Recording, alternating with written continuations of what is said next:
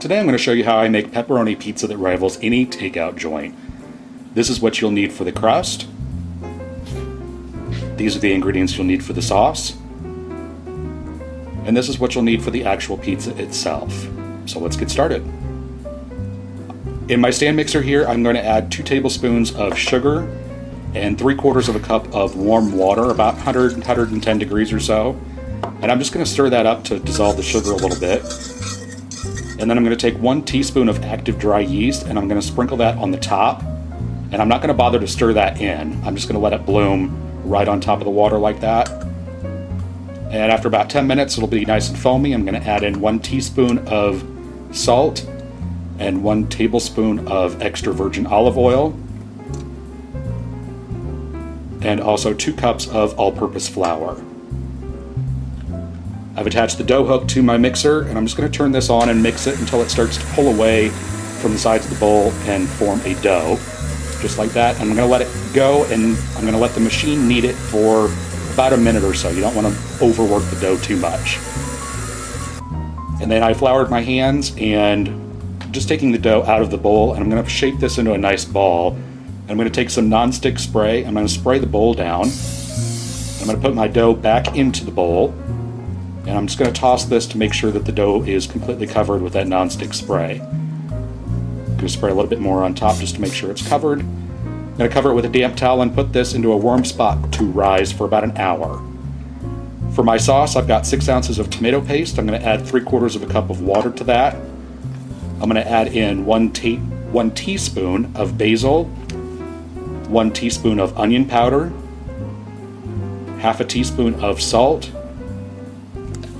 half a teaspoon of oregano, and half a teaspoon of garlic powder. And using a whisk, I'm just going to whisk this together, and I'm heating this over medium heat, and you want to continue to stir this as you're heating it.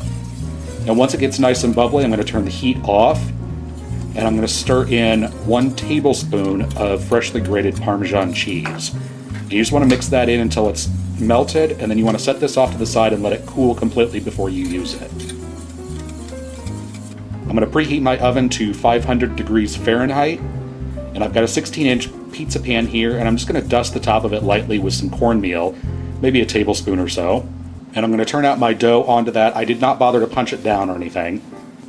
And using my fingers, I'm just going to pat this out, starting in the center, working my way out and pressing the dough out to the edge of the pan. And you want to leave kind of a lip around the edge for the crust. And then I'm going to take half of my sauce mixture. I'm just going to spoon that out into the center, and then using the back of a spoon, I'm just going to spread this out to within about 3/4 of an inch or so of the edge of the crust. And once you get your sauce spread out, make sure that it's nice and even. You don't have any bald spots on your crust. And then you want to take your mozzarella cheese and just sprinkle this onto the top. And you want to make sure that you get the cheese all the way to the edge of the sauce. You don't want to cover the crust, but you want to cover the sauce with your cheese. And then I'm going to take my pepperoni, and starting on the outside, I'm going to place a row of pepperoni. And I'm keeping the pepperoni relatively close to each other because they do shrink up when they bake. And I'm going to go around and continue filling in the center, kind of overlapping the slices, so it looks like that. And I'm going to place that into the oven and bake it for 7 minutes until it's nice and golden brown and looks like that. And then I'm just going to take my pizza cutter and slide it underneath and around the edge and make sure that the pizza's not stuck to the pan, and it shouldn't be with the cornmeal.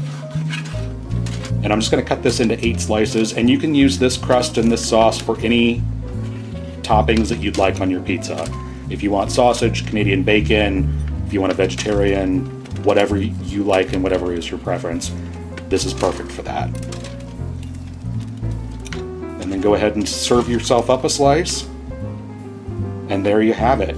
Homemade pepperoni pizza from scratch that rivals any takeout joint. Hope you guys enjoy, and thanks so much for watching.